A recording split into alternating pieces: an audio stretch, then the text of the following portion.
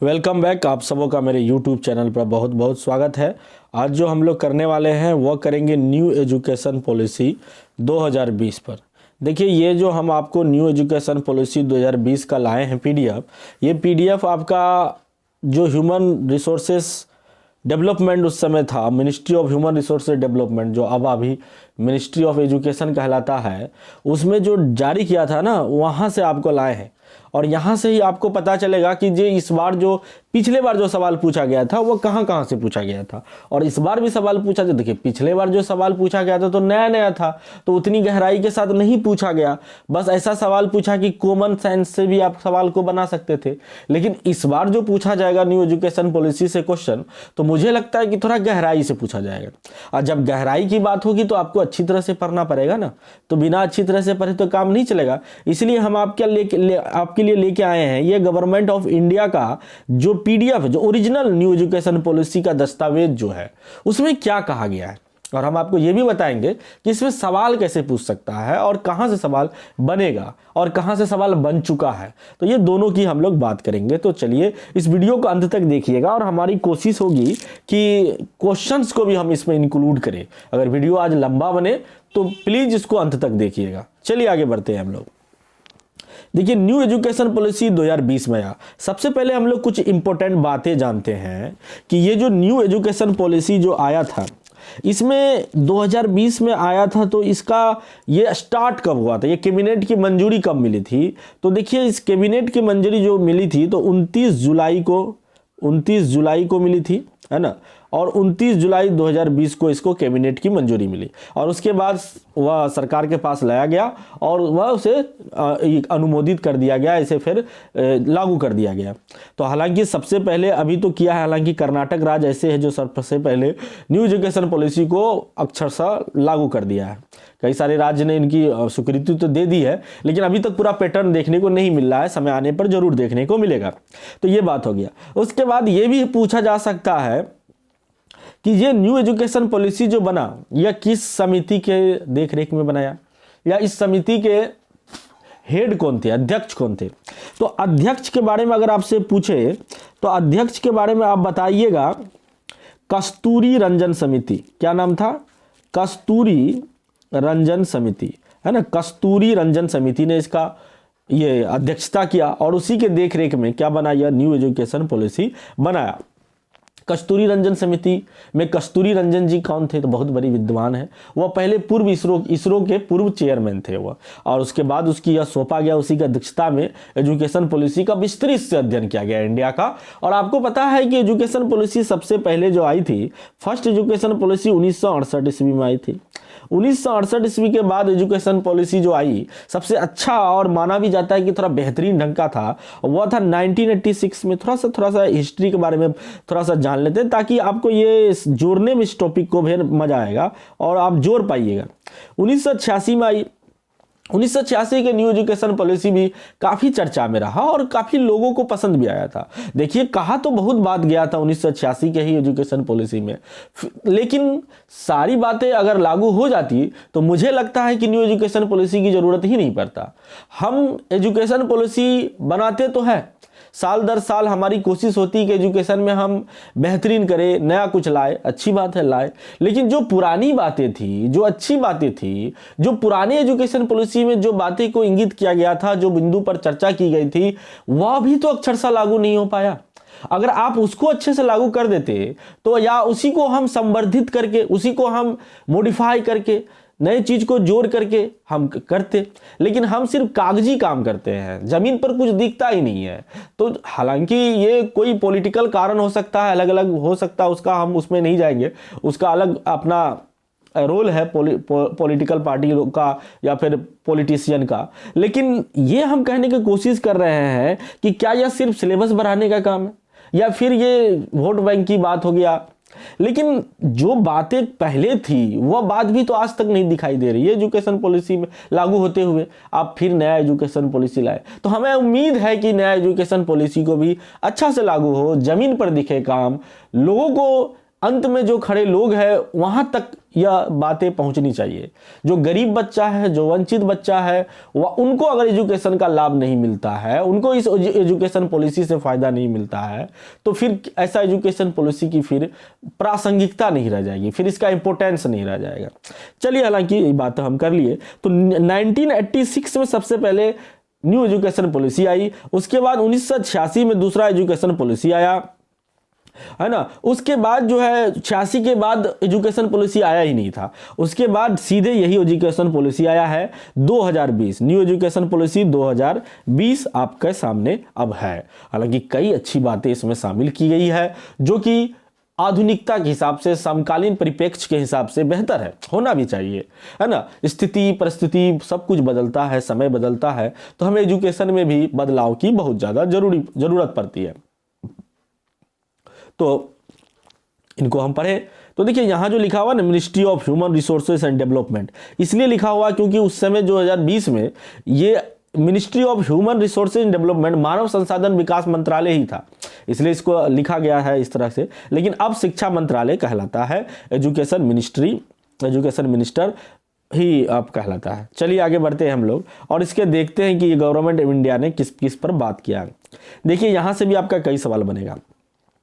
School education, देखिए हम लोग स्कूल से जुड़े हुए शिक्षक की तैयारी कर रहे हैं, शिक्षक पात्रता परीक्षा की, तो स्कूल एजुकेशन से जुड़े जो भी काम संशोधन किया गया है उस पर आपको ध्यान देना चाहिए। तो इसमें जो किया गया है, जोड़ा गया है जो early childhood care and education the foundation of learning, ये बात है ना, इसे कहते हैं ECCE की नाम दिया गया है।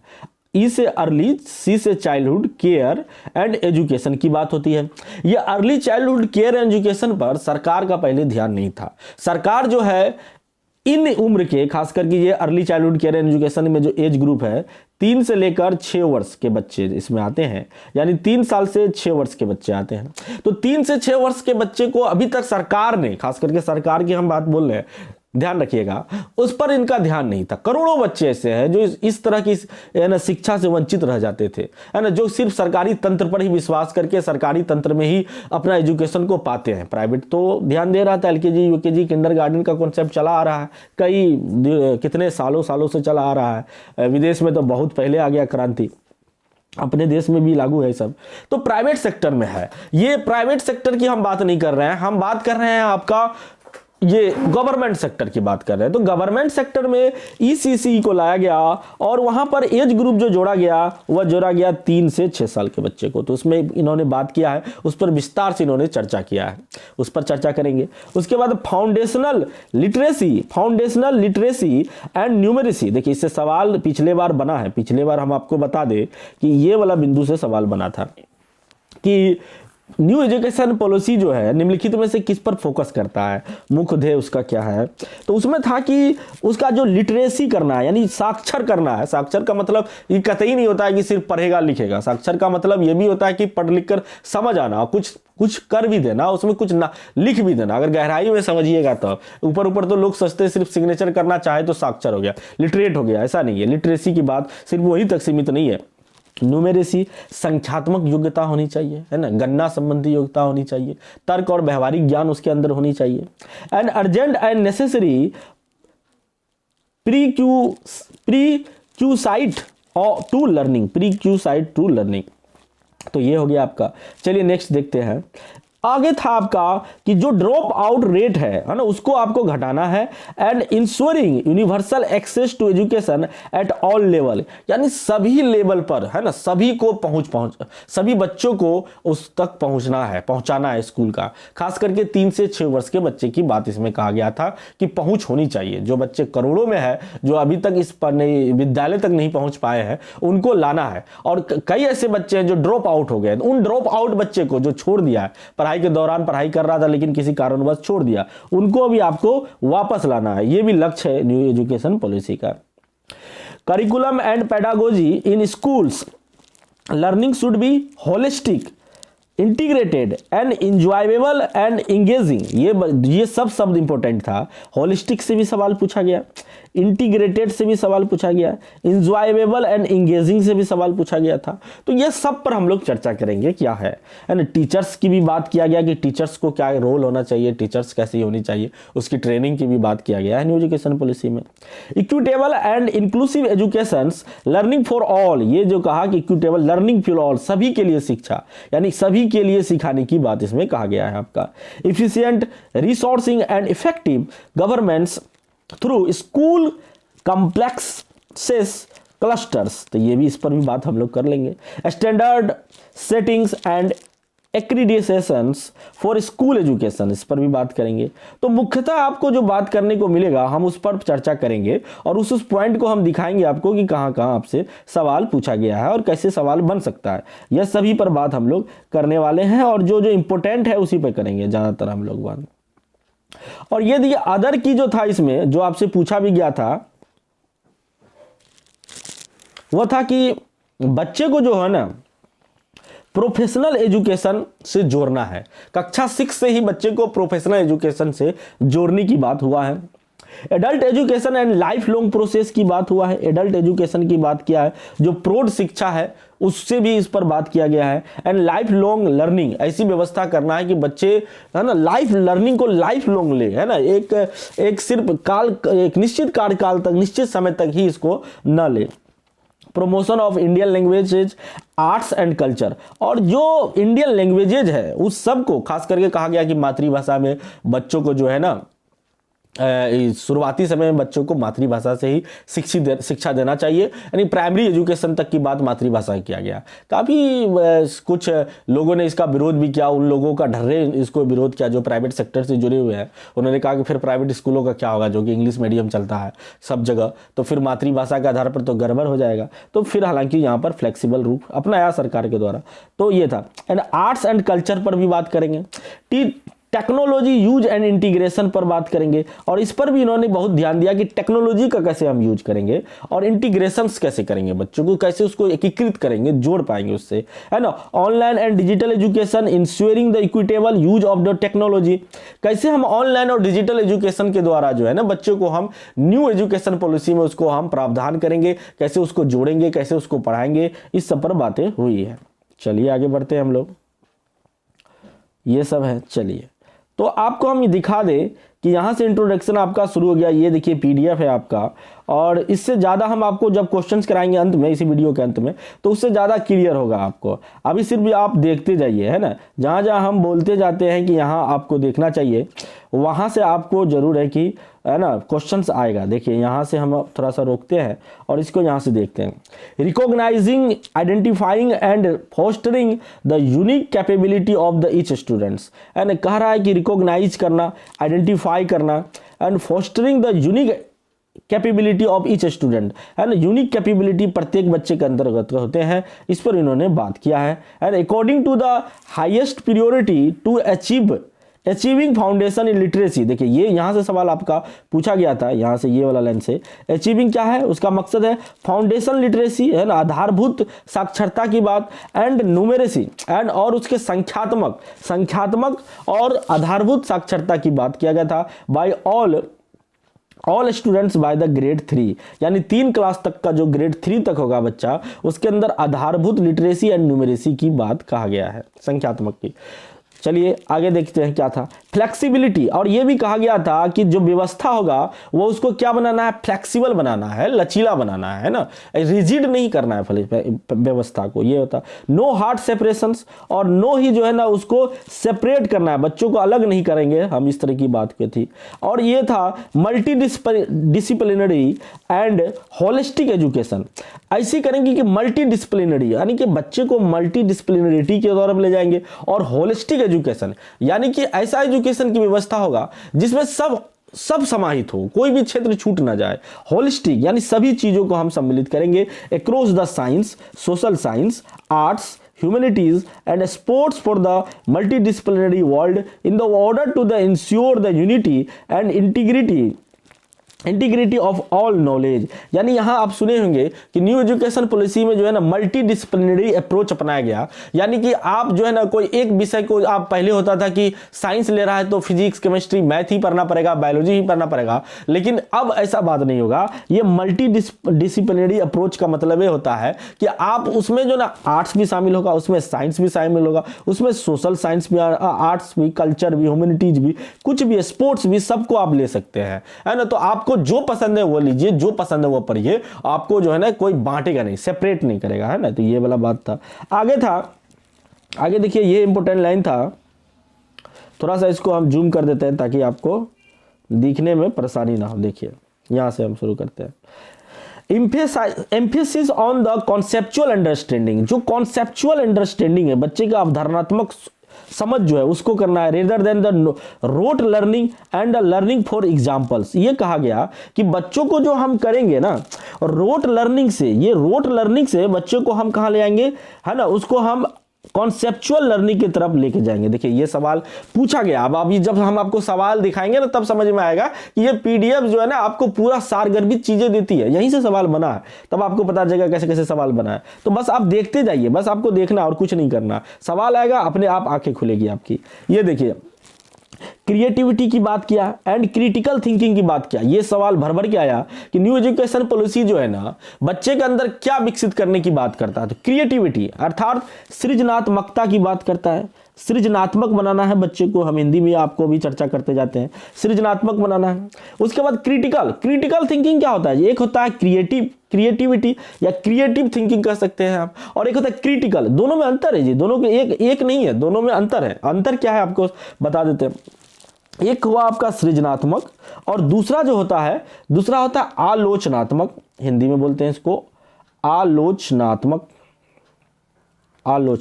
देखिए ये आलोचनात्मक क्या होता है, तो ये जो होता है ये होता है क्रिटिकल, यानी आप कोई भी चीजों को, किसी भी टॉपिक को या किसी भी चीजों को, है ना, कोई भी समस्या को आप अगर दोनों तरफ से सोचते हैं, आलोचनात्मक ढंग से सोचते हैं, आप सिर्फ पॉजिटिविटी की तरफ नहीं जाते हैं, आप नेगेटिव भी सोचते हैं, उसका सही प्रभाव भी सोचते हैं और उसका बुरा प्रभाव भी सोचते हैं। जैसे आप कहते हैं कि विज्ञान हमारे लिए बहुत ही उपयोगी है और फिर आप कहते हैं कि विज्ञान हमारे लिए विनाशक भी है। दोनों बात होती है ना कि विज्ञान हमारे लिए वरदान भी है और विज्ञान हमारे लिए विनाशक भी है। तो आप दोनों पे तर्क देते हैं कि विनाशक कैसे होगा, वरदान कैसे होगा, तब वहां बात होती है आलोचनात्मक चिंतक की। यही आलोचनात्मक चिंतन होती है। तो ये न्यू एजुकेशन पॉलिसी कहता है कि बालक के अंदर आलोचनात्मक चिंतन विकसित करना है, यह उद्देश्य होनी चाहिए यानी शिक्षा का। और दूसरा बच्चे को सृजनात्मक बनाना है। क्या बनाना है? सृजनात्मक, क्रिएटिव बनाना है। बच्चे रोट मेमोरी ना करे, बच्चे जो है ना नवीन ज्ञान को सोचे, नया तरीके से सोचे, कुछ क्रिएटिव करे, कुछ नया बना दे, है ना, नवीन व्यवस्था को लाए। ये ढरने से चला जो आ रहा है परंपरागत से, बस उसी को न ढोए, कुछ नई बात लेके आए, है ना। बच्चे के अंदर कुछ तो अंदर में होगी ऐसी चीजें, और हर एक इंसान में होता है, और उसको वो बाहर निकाले, और यही उद्देश्य होनी चाहिए शिक्षा की। ये बहुत अच्छी बात है, बच्चे को सृजनात्मक बनाना है, क्रिएटिव बनाना है। तो ये क्रिएटिव, ये आपको दोनों शब्द हम समझा दिए, क्रिटिकल और क्रिएटिविटी। देखिए ये दोनों आपका पेडागोजी में भी आता है अच्छा से। इससे सवाल पूछा गया था। अब इसमें पूछा गया था कि कैसे बनाना था, आपको बता दिए। To encourage logical decisions making and motivations innovations, कहता है कि इनकरेज करना है, उसको बढ़ावा देना है लॉजिकल डिसीजन लेने का, जो तार्किक डिसीजन होता है, तार्किक जो आपका निर्णय होता है उसमें वह विकसित करे। मेकिंग, उसको और उसको बनाए, तर्क को बनाए, उस पर डिसीजन करे, ये बात हो रही है। एंड इनोवेशन की तरफ ले जाना है, उसके खोज की तरफ ले जाना है, अन्वेषण की तरफ ले जाना है ना, डिस्कवरी लर्निंग की यहां बात हो रही है। तो ये सब आपको ध्यान में रखना चाहिए। चलिए नेक्स्ट देखते हैं। आगे है ethics and human constitutional values. अब बच्चे के अंदर जो है ना, अब तथ्यात्मक ज्ञान भर के आप ढेर सारा ज्ञान इतना भर दिए कि बच्चा रोबोट हो गया, ऐसा नहीं बनाना है बच्चे को। बच्चे को शिक्षा का मकसद यह होना चाहिए कि बच्चे के अंदर ह्यूमैनिटीज भी विकसित हो। ह्यूमैनिटीज सब्जेक्ट तो पढ़ लेता है, लेकिन ह्यूमैनिटीज आता ही नहीं है बच्चे के अंदर, किसी के भी अंदर। भर भर के हम लोग इतिहास पढ़ते हैं, भर भर के हम ज्योग्राफी पढ़ते हैं, या भर भर के मानव शास्त्र में हम कई सोशोलॉजी पढ़ते हैं, फिलोसफी पढ़ते हैं, मानव के बारे में पढ़ते हैं, समाज शास्त्र पढ़ते हैं, लेकिन क्या हम समाज के लिए कुछ बेहतर कर पाते हैं? नहीं कर पाते हैं, बस एग्जाम के लिए पढ़ लेते हैं। तो ये बात नहीं होनी चाहिए। बच्चे के अंदर शुरू से ही जो इथिक्स है, जो मोरल इथिक्स है, इसकी जो इंपोर्टेंस है वो भी बताया जाए। समाज को कैसे हम बेहतर दिशा की तरफ ले जा पाए, है ना। And human and constitutional value, और जो मानवता है, मानवता से ऊपर कुछ नहीं है, सबसे ऊपर मानवता होती है। अपने कोहलबर्ग के सिद्धांत में जो हम पढ़ा रहे थे तो वहां आपने पढ़े थे कि हिंज ने अपनी पत्नी की जान बचाने के लिए चोरी भी कर लेता है, तो कुछ लोग उसको भी ठहराता है सही, कि सही किया। क्यों सही किया? क्योंकि वो कहता है कि मानवता से बढ़कर कुछ नहीं होता है, सबसे ऊपर है। हालांकि सामाजिक व्यवस्था बनाए रखना भी जरूरी है। अगर सब चोरी करने लग जाएगा तो सामाजिक व्यवस्था ही खत्म हो जाएगा, कानून व्यवस्था की बात, लॉ एंड ऑर्डर की बात ही नहीं होगी। तो ये सिर्फ वह तो आपको दुविधा वाला बात हुआ, लेकिन हम ये कह रहे हैं कि आपके अंदर या बच्चे के अंदर मानव ह्यूमैनिटीज भी होनी चाहिए, ह्यूमैनिटीज वैल्यू भी होनी चाहिए, इथिकल अप्रोच भी होना चाहिए, इथिकल थिंकिंग भी होनी चाहिए, एंड साथ में कॉन्स्टिट्यूशनल वैल्यूज। कॉन्स्टिट्यूशनल वैल्यूज का मतलब क्या हो गया जी? जो संविधान है हमारे देश का बना हुआ, है ना, उसके अकॉर्डिंग हमारी सोच होनी चाहिए। जो हमारे देश संविधान में कहा गया है कि विविधता में एकता है, हम सभी मिलजुल के एक साथ रहते हैं, सहिष्णुता के साथ रहते हैं, ना, तो वो होनी चाहिए, है ना। देश संविधान से चलता है ना। तो ये कॉन्स्टिट्यूशंस का कितना इंपॉर्टेंस है हमारे देश के लिए चलाने के लिए, कितना मेहनत लगा उसे बनाने के लिए, है ना। उसका वैल्यूज क्या है, उसका मोरल इफेक्ट क्या है, उसका जैसे राइट टू आपका फंडामेंटल राइट्स क्या है, फंडामेंटल ड्यूटीज क्या है, इन सभी बातों पर बच्चे को हम सिखाएंगे। तो यहाँ दिया है, हालांकि देखिए दिया हुआ है like empathy, respect for the others, cleanliness. देखिए इंपैथी होनी चाहिए, है ना। इंपैथी एक होता है सिंपैथी, संवेदनशील होने चाहिए। दूसरे को दुख को देख करके हमें भी दुख महसूस उतना ही होना चाहिए जितना दूसरे को दुख दे रहे हैं हम, हो रहा है उतना, ये वाला बात इंपैथी होता है। रिस्पेक्ट फॉर अदर्स, और बच्चे के अंदर दूसरे को रिस्पेक्ट देने की उसके अंदर गुण होनी चाहिए, तो ये वाली बात है। क्लीनिनेस की बात आप क्यों हो रहा है जी? देखिए आजकल क्लीनिनेस की बात हो रहा है। हमारे देश में कई बड़ा से बड़ा मुहिम चला, स्वच्छता अभियान। आप देखे होंगे 2 अक्टूबर से नरेंद्र मोदी खुद झाड़ू लगाते हुए बाहर निकले। उसका क्या था कारण यही था कि हम अभी भी क्लीनिनेस की तरफ भी नहीं बढ़ पाए, जो कि फंडामेंटल चीज है। हम अभी तक साफ सफाई नहीं रख पा रहे हैं आसपास के लिए, कुचरा कर रहे हैं, कूड़ा कचरा फैला रहे हैं। तो बच्चे के अंदर अगर आप शुरू से उस बात की देते हैं, अहमियत देते हैं, जैसे चेतना सत्र में बच्चे को हम क्या करते हैं, चेतना सत्र में बच्चों को साफ सफाई की हैबिट सिखाया जाता है। हमें भी शिक्षक ने, गुरुजी ने सिखाया था, और वही चीज आप अगर बच्चे को डालते हैं तो बच्चा शुरू से ही क्लीनिनेस की तरफ क्या होगा, वह जागरूक होगा, अवेयर होगा, तो वह बात कर रहा है। और उसके बाद है स्पिरिट बनाना है, स्पिरिचुअल बनाना है, उसके बाद डेमोक्रेटिक बनाना है, उसके बाद स्पिरिट ऑफ द सर्विस होगा, respect for the public property, है ना, साइंटिफिक टेम्पर्स होगा, लिबर्टी, रिस्पॉन्सिबिलिटी, प्लुरलिज्म होगा, इक्वलिटी, जस्टिस, इन सब बातों पर उनको क्या करना, संवेदनशील बनाना। तो यहां से भी सवाल आपका आ सकता है।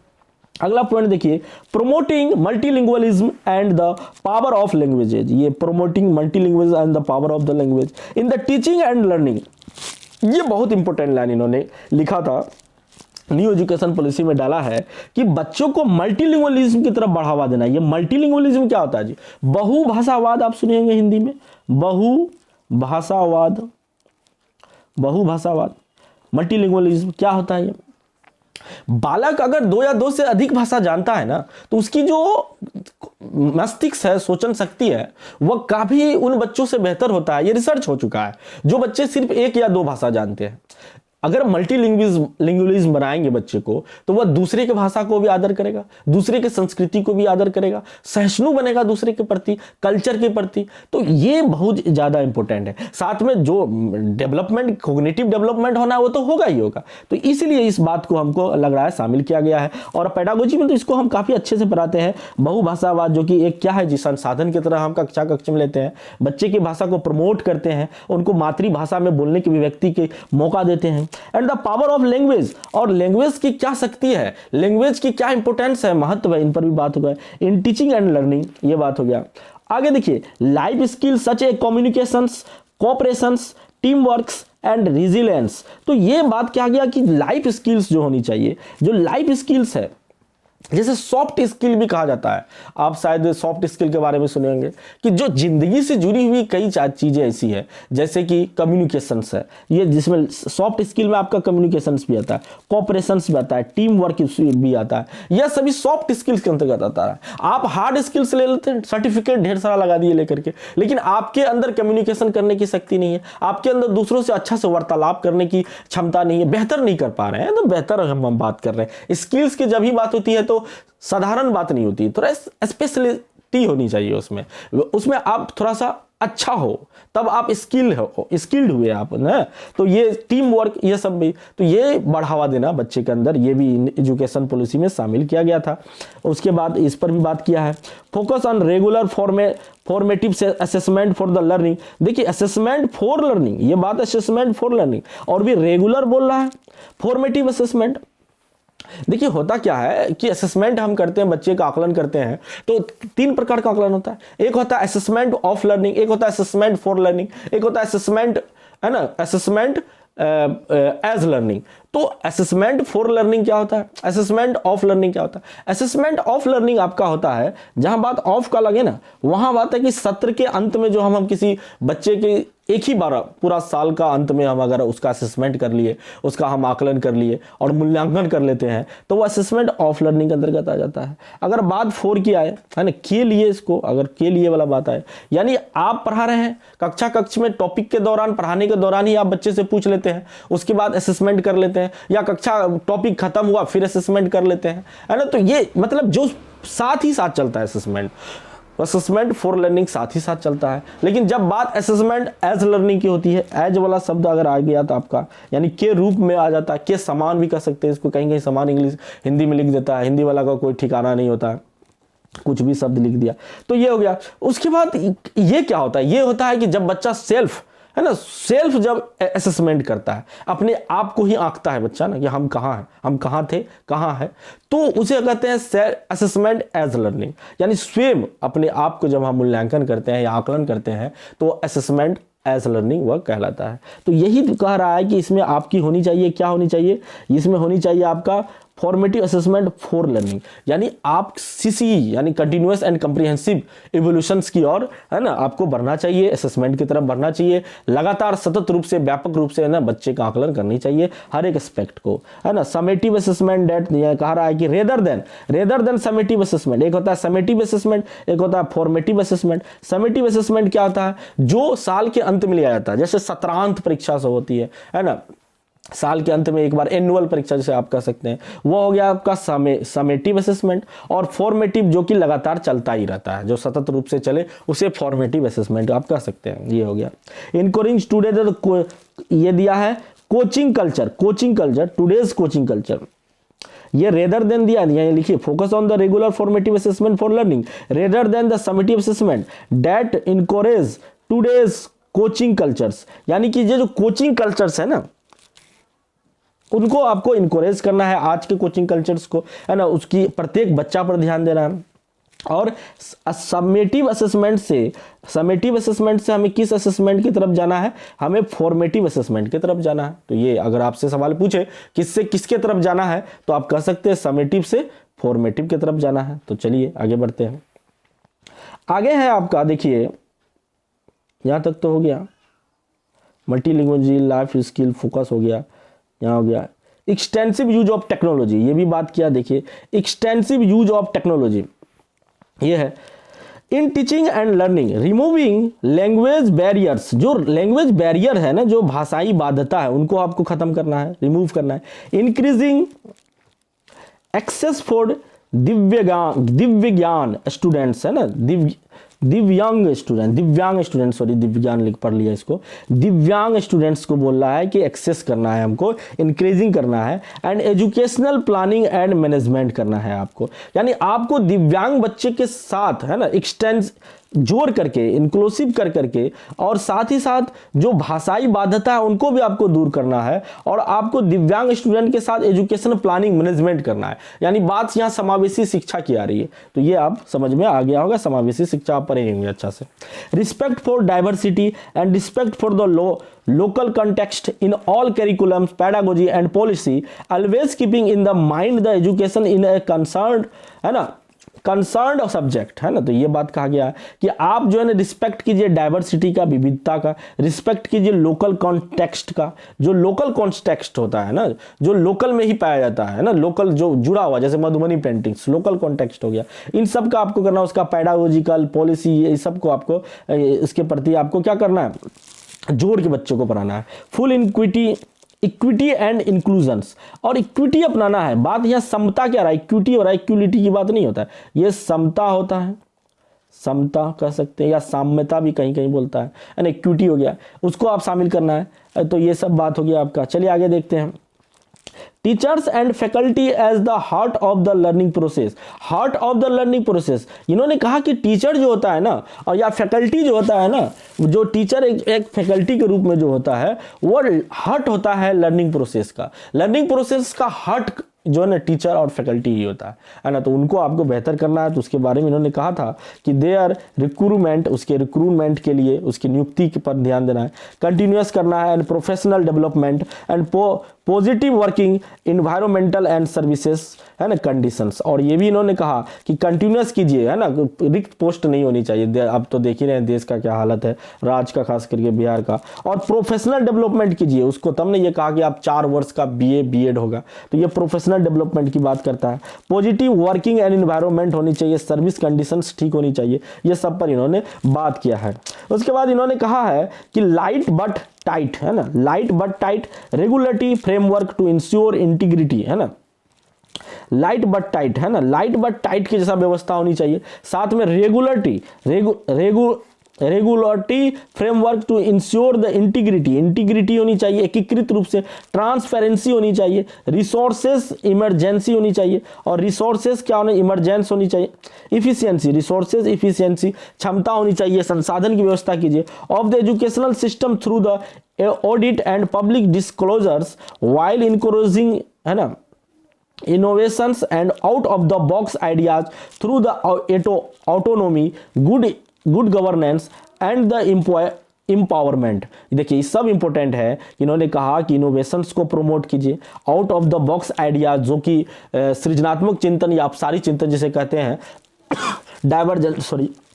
डाइवर्जन थिंकिंग, ऑटोनोमी होनी चाहिए, यानी स्वायत्तता दीजिए आप, है ना, गुड गवर्नेंस की व्यवस्था कीजिए, एंड एम्पावरमेंट को बढ़ाइए, ये सभी बात किया। Outstanding research and outstanding research as a corequisite for the outstanding education and development की बात किया नहीं। कंटिन्यूअस रिव्यू, है ना, रिव्यू जो लीजिए ना, कंटिन्यूअस रिव्यू लीजिए, है ना, उस पर उन्होंने बात किया। Of progress and based on the sustained research and regular assessment by the education experts, और उसको रिव्यू की भी जरूरत है, बार बार लीजिए। हालांकि ये बहुत इंपॉर्टेंट लाइन है, हम तो लागू करते हैं नियम व्यवस्था, लेकिन हम उसका फीडबैक नहीं लेते, उसका रिव्यू नहीं ले पाते, कारण जो भी हो, थोड़ा तबीयत ठीक नहीं है। चलिए आगे बढ़ते हैं। ये देखिए 2-4 पॉइंट यहाँ है। और rootedness and the pride in India, है ना, उस पर गर्व होना चाहिए। And it's rich the diverse ancient and modern cultures and the knowledge systems and the traditions, इसको करना है, जोड़ना है आपको, सबको जोड़ के ट्रेडिशंस, जो मॉडर्न कल्चर है, नॉलेज है, सब सिस्टम्स में जो है रिच है, डाइवर्स है, सबको एक साथ लाना है आपको। उसके बाद education the public services, education is a public service, access to the quality education must be the considered a basic right of the every child's होनी चाहिए, है ना। उसके बाद है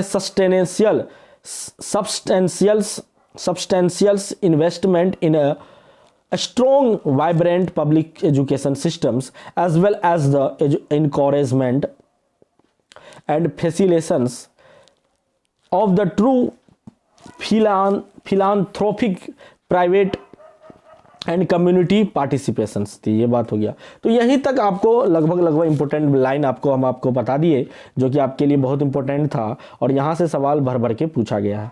चलिए थोड़ा सा विजन ऑफ द पॉलिसी तो आप समझ ही गए, अब थोड़ा सा हम स्कूल एजुकेशन सिस्टम के बारे में बात कर लेते हैं। क्या है, देखिए पहले जो पॉलिसी था वह था 10+2 स्ट्रक्चर था स्कूल एजुकेशन, उसको मॉडिफाई कर दिया न्यू पेडागोजिकल एंड कैरिकुलर, है ना, कैरिकुलर रिस्ट्रक्टिंग ऑफ द 5 + 3 + 4, यही इंपॉर्टेंट है। पहले 10 + 2 + 3 की बात हो रहा था, एजुकेशन जो कोठारी आयोग, कोठारी कमीशन ने दिया था, लेकिन अब उसको डिस्प्लेस किया है, मॉडिफाई किया है 5 + 3 + 4। इसके बारे में बात करेंगे। इसका क्या है, कवरिंग एज 3 to 18। और यहाँ जो एज को कवर किया गया है, ये आपसे पूछा जा सकता है कि पहले कितना एज को कवर किया गया था, अब कितना एज को कवर किया गया है। तो अब 3 से लेकर 3 साल से लेकर 18 साल के बच्चों को इसमें शामिल किया गया है। और जो प्रणाली है, जो सिस्टम है, 5 + 3 + 3 + 4 का है। तो ये वाला बात हो गया आपका। shown in the representative figures and elaborate in the identity letter under chapter 4। देखिए यहां पर दिया हुआ अच्छा से, देखिए प्रीवियस एकेडमिक स्ट्रक्चर यही था। क्या था, ये था एज 6 से लेकर 16 तक, है ना। 16 से लेकर फिर 2 साल तक इधर आता था। ये था आपका एकेडमिक सेशंस, यानी 16 साल तक था। 16 से 18 साल तक जो है ना बच्चा क्या करता था, इंटर करता था। यहाँ 2 साल का +2 वाला बात था। यहाँ 10 था और यह +2 हो गया। तो 10 + 2 वाला बात यहाँ आ गया ना जी, समझ में आ गया आपको। लेकिन अब जो किया गया, new pedagogical and curricular structure जो बनाया गया है, ये वाला स्ट्रक्चर आप देखिए जो अभी का है, और आपसे पूछेगा यही वाला स्ट्रक्चर। देखिए यहाँ से आपको समझाते हैं। पहले तो ये समझिए आप कि इसमें जो दिया गया है आपका स्टेजेज वाइज दिया गया था। तो इसमें स्टेजेज वाइज था, पहले था फाउंडेशनल स्टेज, दूसरा था प्रिपरेटरी स्टेज, और अगला तीसरा था मिडिल स्टेज, और लास्ट में इन्होंने कहा सेकेंडरी स्टेजेज का इन्होंने नाम दिया। सेकेंडरी स्टेजेज इन्होंने नाम दिया। तो चलिए आगे बढ़ते हैं और इसको देखते हैं कि फाउंडेशनल स्टेज क्या है, जो यहाँ से आपका सवाल बनेगा। देखिए फाउंडेशनल स्टेज को 3 to 8 साल तक के बीच के बच्चे को रखा गया। 3 to 8 साल के बच्चे को रखा गया है। इसमें देखिए 3 इयर्स तक के जो बच्चे होंगे वो आंगनवाड़ी और प्री स्कूलिंग में होगा। ये आंगनवाड़ी बात कर रहे हैं, यहाँ देख रहे हैं ना, आंगनवाड़ी में होगा या प्री स्कूलिंग कहलाएगा या बाल वाटिका कहलाएगा। एज 3 to 6 यानी 3 साल से लेकर 3 साल से 6 साल तक बच्चा यही होगा। कहाँ होगा, आंगनवाड़ी में रहेगा, या प्री स्कूलिंग उसको कहेंगे, या बाल वाटिका में यहाँ उसको शामिल किया गया है। और फिर 6 साल के बाद 2 साल उसको जो देंगे हम, 6 साल के बाद बच्चा कहाँ जाएगा जी, 1 क्लास 2 क्लास में जाएगा। तो क्लास 1 और 2 तक जो जाएगा तो वह आपको 2 साल में चल जाएगा, 2 क्लास तक चला गया बच्चा, 2 क्लास तक चला गया, यानी 8 साल तक, एज 6 to 8 तक। यहाँ पर होगा 6 से 8 बच्चा को 1 और 2 में डाल देंगे आप, तो यहाँ तक हो गया आपका। तो ये टोटल कितने साल का व्यवस्था हो गया जी, 8 साल तक का व्यवस्था हो गया ना, है ना। तो 3 to 8 गया तो कितना हुआ यहाँ 5, इसलिए कहा गया 5+ यहाँ कहा जो गया था, आपको जो दिखाए थे, देखिए यहाँ दिया गया ना 5+ की बात जो यहाँ किया गया है, ये यहीं से इसीलिए किया गया है, यहाँ 5+ की बात किया गया है। चलिए ये वाला, अब आगे बढ़े। आगे यहाँ तक तो आपको समझ गया, ये फाउंडेशनल स्टेज कहलाएगा। और आगे देखिए यहाँ से आप समझने की कोशिश कीजिए। अब क्लास 3 to 5 में जाएगा और ये कहलाएगा आपका प्रीपरेटरी स्टेज। क्या कहलाएगा, प्रीपरेटरी स्टेज कहलाएगा। और उसमें बच्चा यहाँ तक तो 2 क्लास तक बच्चा हो गया, और कहा गया यहाँ तक कोई एग्जाम नहीं लेगा, कोई एग्जाम नहीं होगा, कोई फिक्स ये नहीं होगा, मतलब बच्चे को रिजिड व्यवस्था नहीं होगा, फ्लेक्सिबल रूप अपनाया जाएगा, है ना, सबको पास किया जाएगा।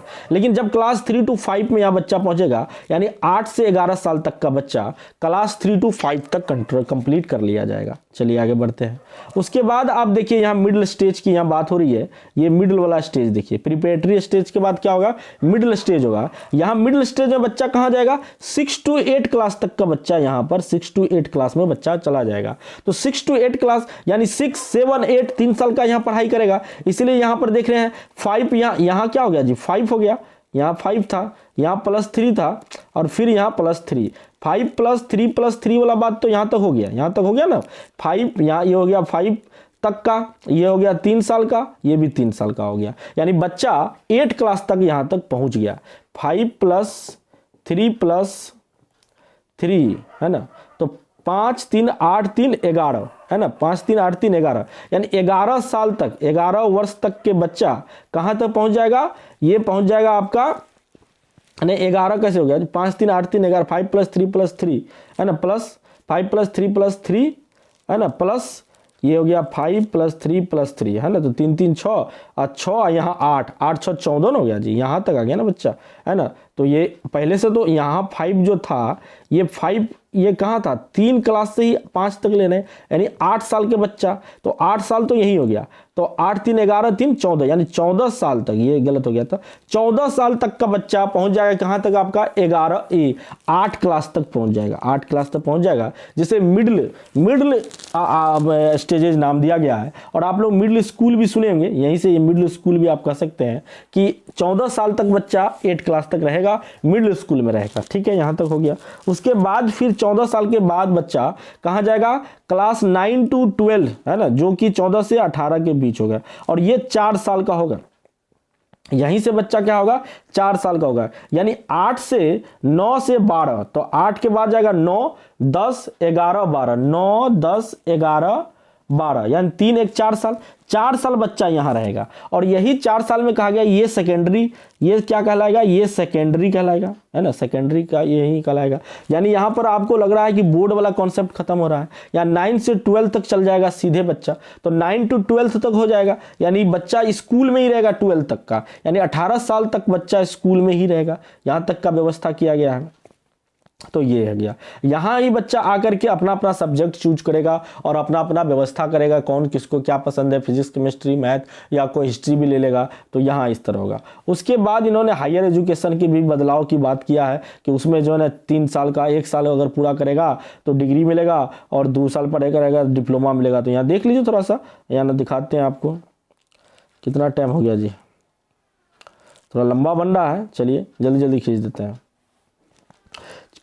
ये age group 3 to 6 are not covered of the 10+2 structures, class 1 begin at the age 6 in the new 5+3+3 4, ये प्लस स्ट्रक्चर्स, है ना।